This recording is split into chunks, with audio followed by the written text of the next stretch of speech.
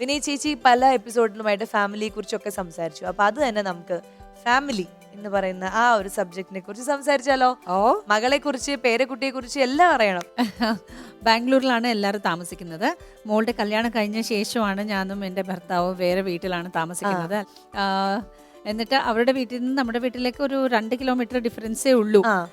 രാവിലെ എണീറ്റ് വേണമെങ്കിൽ വാക്കിംഗ് പോകുമ്പോ മോളെ കാണാം, അവിടെ പോയി എത്താം. അങ്ങനെയാണ്. മകളുടെ പേര് പ്രഥമ ആണ്. പേരക്കുട്ടിയുടെ പേര് സ്ഫടിക ആണ്. കുറുമ്പിയാണോ സ്ഫടിക? നല്ല മിടിക്കുക, നല്ല മിടിക്കുക. Very shrewd, very shrewd. എന്താ വിളിക്കുക പേരക്കുട്ടി? പേരക്കുട്ടിയെ ഹണി എന്നാണ് വിളിക്കും. തിരിച്ചെന്താ വിളിക്കുക? തിരിച്ച് ഇന്ന എന്നാണ് വിളിക്കുന്നത്. അറിയാ, അതൊന്നല്ല, ഞാൻ പറയാം, അതിനൊരു കഥ ഉണ്ട്. കന്നഡയിലെ മുത്തശ്ശിക്ക് അമ്മുമ്മയ്ക്ക് അജ്ജി എന്നാണ് പറയുന്നത്. അജ്ജി എന്ന് പറഞ്ഞാൽ മുത്തശ്ശി, അമ്മുമ്മ. അപ്പൊ ആ കുട്ടിക്ക് എന്നെ അജ്ജി എന്ന് വിളിക്കാൻ ഇഷ്ടമല്ല. നിങ്ങൾ അജ്ജിയെ പോലെ തോന്നുന്നില്ല. അടിപൊളി. അപ്പൊ വിനയ അജ്ജി അങ്ങനെയാണ് തുടങ്ങിയത്. വിനയ അജ്ജി. അത് വലിയ ഇതായി പോയല്ലോ. എന്റെ ഹണിയെ പോലെ വേറെ എന്തെങ്കിലും പേര് വേണം. അപ്പൊ ഇന്ന് ആക്കാന്ന് ഇന്ന അങ്ങനെ ഇന്നാണ് വിളിക്കുന്നത്.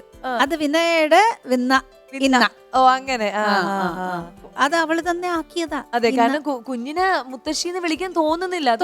അല്ലല്ലോ സത്യമായിട്ട്.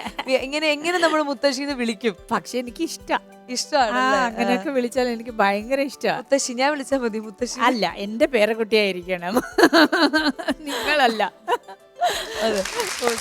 പ്രഥമ വർക്ക് ചെയ്യുന്നുണ്ടോ? പ്രഥമ വർക്ക് ചെയ്യുന്നുണ്ട്. She works for content management of English language four higher primary school. അല്ലാതെ കഥക് ഡാൻസറും കൂടിയാണ്. അതെ. അപ്പൊ ചേച്ചി ഡാൻസ് പഠിച്ചില്ലെങ്കിലും മോളെ ഡാൻസ് ഒക്കെ പഠിപ്പിച്ചു. ഓക്കെ.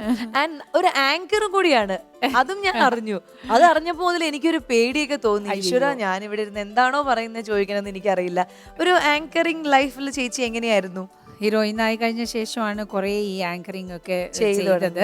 പിന്നെ അത് വലിയ പ്രോഗ്രാംസ് ആയിരുന്നു. ഒരു 10,000 ഓഡിയൻസ്, 5,000 ഓഡിയൻസ്, ഇങ്ങനെയാണ് ലൈവ് പ്രോഗ്രാംസ് ഒക്കെയാണ്.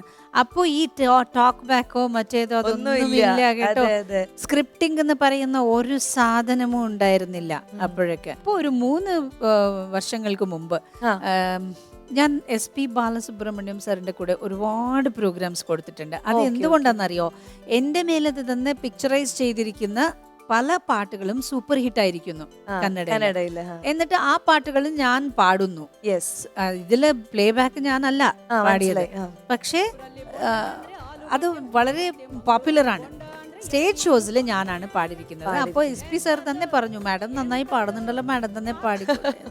അപ്പൊ അങ്ങനെയാണ് പാടാൻ തുടങ്ങിയത്. ഒരു 25 സ്റ്റേജ് ഷോസ് എങ്കിലും ഞാൻ ആങ്കറിംഗ് ചെയ്തിട്ടുണ്ട് SP സാറിന്റെ. ആങ്കറിംഗും പിന്നെ ഈ കൂടെ ഈ പോപ്പുലർ ആയിട്ടുള്ള പാട്ടുകളും പാടിയിട്ടുണ്ട്. ഈ കന്നഡയും മലയാളവും തമ്മിൽ ലാംഗ്വേജ് കുറച്ച് സിമിലർ ആണെന്ന് തോന്നുന്നു അല്ലേ? ഇപ്പോ നല്ല സാമ്യം. തനിച്ച് സംസാരിച്ചോണ്ടിരുന്നാൽ നമുക്ക് സാമ്യമുണ്ടെന്ന് തോന്നുന്നില്ല. പക്ഷേ കൊലോക്വിയൽ ലാംഗ്വേജിൽ വെച്ച് കുറെ സാമ്യങ്ങളാണ് ഉള്ളത്. ചെറിയ ഒരു ഞാനിത് പറഞ്ഞു തരാവേ. ഇപ്പൊ പാമ്പ് എന്ന് പറയില്ലേ? പാമ്പ് അത് നമുക്ക് ഹാവു. പാമ്പ് ഹാവു. പാല് കുടിക്കുന്ന പാല് ഹാലു. പേര് ഹെസറു. അപ്പൊ പാ ഒക്കെ ഹ ആയിരിക്കും. മലയാളം വാക്കുകള് മലയാളത്തിൽ എല്ലാ പാമ്പ്, പാല് അതൊക്കെ ഹായ് ആയിരിക്കും. ഇങ്ങനെയാണ്. പാമ്പിന് എന്തായിരുന്നു? ഹാവു. പാല് ഹാലു. പേര് ഹെസറു. പിന്നെ സുഖമാണോ? അതൊക്കെയോ? സുഖായിതിര. അത് ഭയങ്കര സിമിലർ ആണ്. പിന്നെ സന്തോഷായിട്ടിരിക്കുന്നു. സന്തോഷವಾಗಿದ್ದೀನಿ. അതല്ല ഞാനും പറഞ്ഞത്. സന്തോഷമായി ഇരിക്കുന്നു ഞാൻ പറഞ്ഞു. സന്തോഷವಾಗಿದ್ದೀನಿ. ഇപ്പോഴാണ് എനിക്ക് ടെക്നിക്ക് പിടികിട്ടിയത്. എല്ലാത്തിനും കൂടെ ഹാ ഒക്കെ ചേർത്താൽ അല്ലല്ല കന്നഡയാവും. പായുടെ കൂടെ ഹാ ചേർത്താൽ അത് കന്നഡം. അത് തന്നെ. ഇതൊക്കെ ഞാൻ പറഞ്ഞുകൊണ്ടിരുന്നു പല കാലം മുമ്പ്. അപ്പൊ ഒരു ആർട്ടിസ്റ്റ് എന്നോട് ചോദിച്ചു, അപ്പൊ ഹലോ എന്നുള്ളത് പലോ ആവുമോ? അത് ശരിയാണല്ലോ. പക്ഷെ അത് ഇംഗ്ലീഷാ. ഹലോ ഇംഗ്ലീഷ് ആണല്ലോ. നമസ്കാരം കന്നഡയിൽ നമസ്കാര. നമ്മളൊരു നമസ്കാരം നമസ്കാര.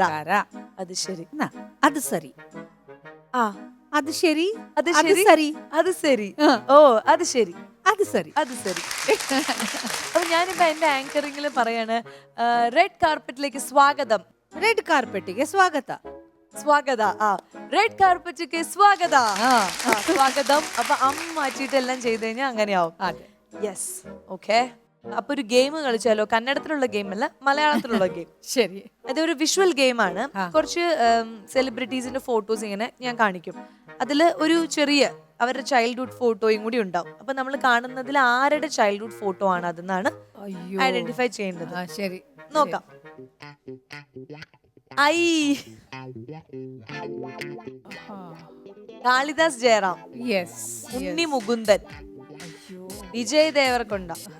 ഈ മൂന്നിൽ അത് ആ ആരാണ്? ഈ 3 പേരുടെയും ആരുടെ കൊച്ചിലത്തെ ഫോട്ടോ ആണ് അതെന്നാണ് പറയേണ്ടത്. ഒരു ഗസ് ചെയ്താലും മതി. ചേച്ചിക്കും അത്രയ്ക്ക് കോൺഫിഡന്റ് അല്ലെങ്കിൽ. Is it, Kalidas? കാളിദാസ് ആണെന്നാണ് ചേച്ചിക്ക് തോന്നുന്നത്. ആ. ഒന്നും കൂടി ഒന്ന് ശ്രദ്ധിച്ചു നോക്കിക്കോട്ടോ. ഞാനൊരു ഇത് ക്ലൂ തരാം. വിജയ് ദേവരകൊണ്ട അല്ല, കാളിദാസും ഉണ്ണി മുകുന്ദനെ മാറി മാറി നോക്കിക്കഴിഞ്ഞാൽ ആ ചിരി കണ്ടാൽ ചേച്ചിക്ക് ചിലപ്പോ തോന്നും എനിക്ക് ഇപ്പോഴും തോന്നിക്കൊണ്ടിരിക്കുന്നത് കാളിദാസനാണ്. കാളിദാസ് ആണെന്നാണ് തോന്നുന്നത്. അപ്പൊ നമുക്ക് നോക്കാം, കാളിദാസ് ജയറാം ആണോ എന്ന് നോക്കാം. യെസ്, ഈ അടുത്തിപ്പോ റീസെന്റ് ഈ ഫോട്ടോ ഒക്കെ ഇവരൊക്കെ താടി വെച്ചിട്ടാണ് ചതിക്കുന്നത്. അതെ അതെ. താടി ഇല്ലാത്ത ചിരി ഉണ്ടെങ്കിൽ അത് പറയാൻ പറ്റും. ഉണ്ണി മുകുന്ദൻ താടി വെച്ചാണ് ചേച്ചിയെ ചതിച്ചത്. അതെ. താടി ഇല്ലാത്ത ഫോട്ടോ വെച്ചാൽ മതിയായിരുന്നു. അതെ. അപ്പൊ ഇത് ഈ ചേച്ചി പറഞ്ഞ ചതി കാണിക്കുന്ന ആൾക്കാരെ കൊല്ലണം എന്നാണ്. അയ്യോ, ഇതുപോലത്തെ ചതിയൊന്നല്ലേ, പാവം. നമുക്ക് നോക്കാം അടുത്തത്. ആ ഇത് ചേച്ചിക്ക് പറയാൻ പറ്റും. ഇത് അലിയ. ആലിയ. അതെ, അംബിക. ഇത് കോമ്പിനേഷൻ തന്നെ ഇവര് വെച്ചത് ശരിയല്ല. പെട്ടെന്ന് തന്നെ മനസ്സിലാവും ഏജ് ഗ്രൂപ്പ്. അതെ, ഇതില് ഏജ് ഗ്രൂപ്പ് കൊണ്ട് ചതിച്ചു. അതെ, വീണ്ടും ചതി. കൊല്ലാനുള്ള ചതിയില്ല, അഡ്ജസ്റ്റ് ചെയ്യാം. അപ്പൊ എന്തായാലും ചേച്ചി ആൻസർ പറഞ്ഞിരിക്കുകയാണ് ആലിയ ഭട്ട്. ഓക്കെ, ഇനി അടുത്തത്. അയ്യോ, കാജൽ അഗർവാൾ, അമല പോൾ ആൻഡ് രജിഷ വിജയൻ. അതിൽ ഏതാണ് ആ കുട്ടി എന്നാണ് പറയേണ്ടത്. ചാൻസ് ഉള്ളത് കാജലാണ്. കാജൽ അഗർവാൾ. കാജൽ അഗർവാൾ ആണ് ചാൻസ് എന്നാണ് ചേച്ചി പറയുന്നത്. അപ്പൊ നമുക്ക് നോക്കാം. ചേച്ചി എങ്ങനെയാ മനസ്സിലാക്കിയത്? ഞാൻ കാജൽ അഗർവാളിന്റെ കൂടെ അഭിനയിച്ചിട്ടുണ്ട്. ആ ഫേസ് ഛായ തന്നെയാണ്, കണ്ണും ചിരിയും അതുപോലെ ലൈവായിട്ട് കണ്ടതല്ലേ. അപ്പൊ എനിക്ക് പെട്ടെന്ന് മനസ്സിലായി. ഓക്കെ, അപ്പൊ ഇനി ഒരെണ്ണം കൂടി ഉണ്ടാവും. ഇതാരാ? അയ്യോ, ഇത് ഇച്ചിരി പാടാണ്. എന്നാലും ചേച്ചി നോക്ക്. ലാലേട്ടൻ, മമ്മൂക്ക, ദിലീപേട്ടൻ. ശരിക്കും പറഞ്ഞാൽ ദിലീപ് ജിയെ പോലെയാണ് തോന്നുന്നത്. അപ്പൊ അങ്ങനെയാണ് ഞാനൊരു ക്ലൂ തരാം. ഇതിന്ന് ഒരാളെ ഞാൻ കട്ട് ചെയ്യാം. ദിലീപേട്ടൻ അല്ല. അയ്യോ, ഇനി ഇവർ 2 പേരിൽ ആരാണ് ഈ കുഞ്ഞു പാവ? ലാലേട്ടൻ കുഞ്ഞാണോ മമ്മൂക്ക കുഞ്ഞാണോ എന്നാണ് ചേച്ചി പറയുന്നത്.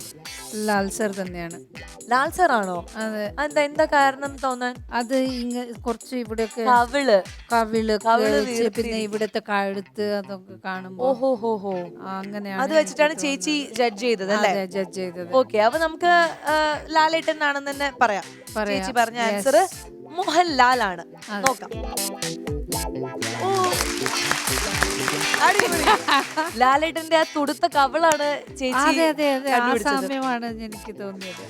അടിപൊളി. അപ്പൊ താങ്ക് യു ചേച്ചി. രസകരമായിട്ട് ഈ ഗെയിം നമ്മൾ കംപ്ലീറ്റ് ചെയ്തിരിക്കുകയാണ്. 2 മിടുക്കി കുട്ടികളാണ് നമ്മുടെ റെഡ് കാർപ്പറ്റിൽ ഇന്ന് അതിഥിയായിട്ട് വരാൻ പോകുന്നത്. 2 പേരും പാട്ടുകളൊക്കെ പാടി നമ്മളെ സന്തോഷിപ്പിക്കാൻ പോവാണ്, നമ്മുടെ പ്രേക്ഷകരെയും സന്തോഷിപ്പിക്കാൻ പോവാണ്. അപ്പൊ നമുക്ക് വിളിക്കാം അല്ലെ? അവരെ വിളിക്കാം. Okay, so let's welcome Sai Malavika and കൃതി. അപ്പൊ സായി മാളവിക ആൻഡ് കൃതി, സോ എന്തൊക്കെയുണ്ട് വിശേഷങ്ങൾ? ആദ്യം അത് പറയൂ. നിങ്ങളുടെ സംഗീത യാത്രയും പഠനവും ഒക്കെ എങ്ങനെ പോകുന്നു? എല്ലാം നന്നായിട്ട് ഉഷാറായിട്ട് പോണു. ചൈൽഡ്ഹുഡ് ഫ്രണ്ട്സ് ആണ് ഇവര്. അത് ഇങ്ങനെ വളർന്നതായി ഇവിടം വരെ എത്തിയിരിക്കുകയാണ്. പണ്ട് മുതൽ നിങ്ങൾ എല്ലാം ഒരുമിച്ചായിരുന്നോ എല്ലാം ചെയ്തിരുന്നത്?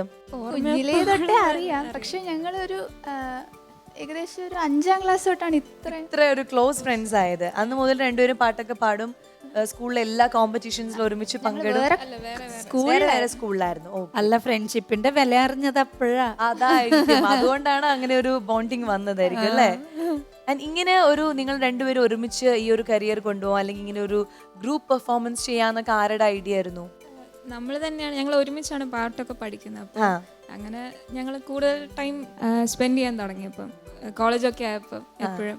പിന്നെ യൂത്ത് ഫെസ്റ്റിവലിനൊക്കെ ഞങ്ങൾ ഒരുമിച്ച് പോകും. അങ്ങനെ പിന്നെ നിങ്ങൾ നാഷണൽ ലെവൽ ഒരു യൂത്ത് ഫെസ്റ്റിവലിൽ കോമ്പറ്റ് ചെയ്തിട്ടുണ്ടല്ലേ, അതിന്റെ എക്സ്പീരിയൻസ് എന്തായിരുന്നു? നല്ല എക്സ്പീരിയൻസ് ആയിരുന്നു. നോയിഡയിൽ വെച്ചായിരുന്നു. നോയിഡയിൽ വെച്ചിട്ടായിരുന്നു. എത്ര പേരുണ്ടായിരുന്നു അവിടെ പങ്കെടുക്കാൻ? 15 യൂണിവേഴ്സിറ്റീസ് ആയിരുന്നു. 15 universities all over India. South സോണിന് 35ഉം നാഷണൽസിന് 15 ഗ്രൂപ്പ്സ്. അതെ, അപ്പൊ അവരുടെ കൂടെയൊക്കെ മത്സരിച്ച് മിടുക്കികളായിട്ട് സമ്മാനമൊക്കെ വാങ്ങിച്ചിട്ടാണ് വന്നിരിക്കുന്നത്. ഇനി എന്തൊക്കെയാണ് നിങ്ങളുടെ പുതിയ പ്ലാൻസ്? എന്താണ് രണ്ടുപേരും കൂടി ചേർന്ന് എന്ത് ഒരു ഇന്നോവേറ്റീവ് ആയിട്ട് ചെയ്യാനാണ് ഇരിക്കുന്നത്? ഈ ക്ലാസിക്കൽ കൃതിയൊക്കെ കുറച്ച് കീബോർഡും കുറച്ച് വെസ്റ്റേൺ രീതിയിൽ അങ്ങനെ ഒരെണ്ണം ഇറക്കിയിട്ടുണ്ടായിരുന്നു, മരിവേറെ എന്ന് പറഞ്ഞിട്ട്, ആനന്ദ ഭൈരവി രാഗത്തില്. അപ്പൊ അതില് നല്ല റെസ്പോൺസ് ആയിരുന്നു. അതെ, അങ്ങനെ ഒരു പറയുമ്പോ തന്നെ ഒരു തിളക്കം നോക്കിയ ഫേസിൽ എനിക്ക് അതാ സന്തോഷം. അതെ, അവരിപ്പോഴേ അത് രണ്ടുപേരും കോൺഫിഡന്റ് ആണ്. ഇനി മുന്നോട്ട് കുറെ കാര്യങ്ങൾ ചെയ്യാനുള്ള ഒരു എനർജി സേവ് ചെയ്തിരിക്കുകയാണ്. അതുകൊണ്ടാണ് ആ ഒരു ഉഷാറ് അല്ലേ? ഓക്കെ, നമുക്ക് കൂടെ വന്നിരിക്കുന്നവരെ പരിചയപ്പെടാം അല്ലേ? യെസ്, രണ്ടുപേർക്കും നമസ്കാരം. റെഡ് കാർപ്പറ്റിലേക്ക് സ്വാഗതം. സായി മാളവികയുടെ അമ്മയാണ്. അമ്മയുടെ പേര് മായ. മായ ചേച്ചി. ഇതാ വിനയ ചേച്ചിയാണ് ഇന്ന് ഗസ്റ്റ് ആയിട്ട് വന്നിരിക്കുന്നത്. എന്താണ് പറയാനുള്ളത്? ഞാൻ ഒരുപാട് സിനിമകൾ കണ്ടിട്ടുണ്ട് മാഡത്തിന്റെ. മണിച്ചിത്രത്താഴാണ് കൂടുതലും. അതെ അതെ അതെ, ശ്രീദേവി ആ കഥാപാത്രം. വർക്ക് ചെയ്യുന്നുണ്ടോ ചേച്ചി? ഞാൻ വീണ പഠിപ്പിക്കുന്നുണ്ട്. ഞങ്ങളൊരു ഇൻസ്റ്റിറ്റ്യൂഷൻ ഓ, ഇട്ടിരിക്കുന്നു. അത് ശരി, വീണ അധ്യാപികയാണ്. ഓക്കെ, ശരി, സന്തോഷം. ഇത് നമസ്കാരം, ഞാൻ കൃതിയുടെ അച്ഛനാണ്. കൃതിയുടെ അച്ഛനാണ്. ഓക്കെ, എൻ്റെ പേര് സൗന്ദരരാജൻ. അപ്പോൾ ചേച്ചി, ഇദ്ദേഹം മലയാള സിനിമയിൽ ഒരുപാട് നല്ല സംഭാവനകൾ നൽകിയ ഒരു മ്യൂസീഷ്യനാണ്. അപ്പോൾ നമ്മൾ പെട്ടെന്ന് ഇങ്ങനെ ഇവിടെ കാണുമെന്ന് പ്രതീക്ഷയില്ല ഞാൻ. അതുകൊണ്ടാണ് ഞാനൊന്ന് സർപ്രൈസ്ഡ് ആയത്.